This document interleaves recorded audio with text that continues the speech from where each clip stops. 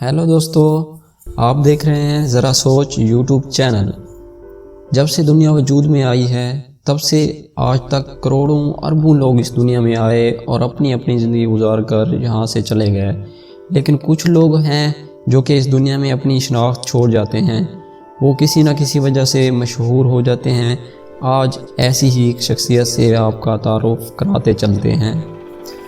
آپ میں سے اکثر لوگ شاید ٹائٹینک جہاز کے بارے میں جانتے ہوں گے۔ ٹائٹینک ایک بحری جہاز تھا جو کہ اپنے زمانے کا سب سے بڑا اور آسائشی جہاز تھا۔ ہم بات کرتے ہیں ایڈورڈ جان سمتھ کے بارے میں۔ ایڈورڈ جان سمتھ ٹائٹینک کا سب سے پہلا اور آخری کیپٹن تھا۔ کیپٹن ایڈورڈ نے تاریخ کے سب سے مشہور بحری آفت میں ایک اہم کردار ادا کیا۔ وہ 27 جنوری 1850 کو انگلینڈ کے ایک شہر ہینلی میں پیدا ہوئے۔ اس کا باپ ایک کمہار تھا۔ اس نے وکٹوریا کے ایک سکول میں اپنی تعلیم کا آغاز کیا۔ معاشی حالات کمزور ہونے کی وجہ سے اسے 12 سال کی عمر میں سکول چھوڑنا پڑ گیا۔ 1867 میں اس نے کم عمری میں ہی اپنے بحری سفر کا آغاز شروع کر دیا۔ وہ ایک بحری کرو کے ساتھ شامل ہو گیا۔ وقت گزرتا گیا اور ہر گزرتے سال کے ساتھ ساتھ سمتھ ترقی کرتا گیا اور پروفیشنل سرٹیفکیٹس حاصل کرتا رہا۔ یوں وقت گزرنے کے ساتھ ساتھ وہ 1875 میں کرو ماسٹر بن گیا۔ سب سے پہلا جہاز جس کا وہ کیپٹن بنا وہ تھا لیزی فینل۔ 1000 ٹن کا یہ جہاز ساؤتھ امریکہ سے سامان کی منتقلی کرتا تھا۔ 1880 میں سمتھ نے مسافر بردار جہاز کی کمان سنبھالی۔ یوں وقت گزرتا گیا اور وہ 1885 میں پہلا سرکاری افسر بن گیا۔ 2 سال بعد ایڈورڈ سمتھ نے ایلینر پینگٹن سے شادی کر لی اور یوں 1902 میں ان کی واحد اولاد ایلن کا جنم ہوا۔ 8 سال بعد ایڈورڈ سمتھ نے مشہور زمانہ بحری جہاز بیلٹک کی کمان سنبھالی۔ ایڈورڈ سمتھ نے بوئر وار جو کہ 1899 سے 1902 تک چلی، اس کے دوران برٹش نیوی کی خدمات سر انجام دی۔ 1912 میں سمتھ ٹائٹینک کا کیپٹن بن گیا۔ ٹائٹینک کو اس وقت کا سب سے بڑا اور سب سے پرتعیش بحری جہاز کا اعزاز حاصل تھا۔ 10 اپریل 1912 کو ٹائٹینک انگلینڈ سے امریکہ کی طرف روانہ ہو گیا۔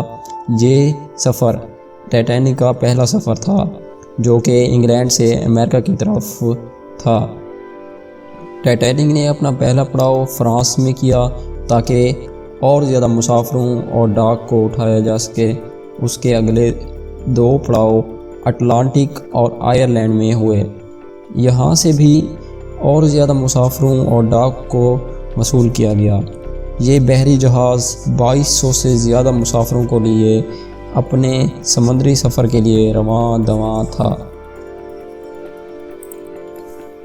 شروع کے پہلے کچھ دن بغیر کسی واقعے کے گزرتے دکھائی دے رہے تھے۔ 14 اپریل کی صبح کو ٹائٹینک کو کیرونیا جو کہ ایک بحری جہاز تھا اس کی طرف سے ٹائٹینک کے راستے میں برف کے بارے میں وارننگ ملی کہ ٹائٹینک کے راستے میں ایک بہت بڑا برف کا پہاڑ واقع ہے۔ اطلاعات کے مطابق سمتھ نے یہ پیغام آگے بھیج دیا۔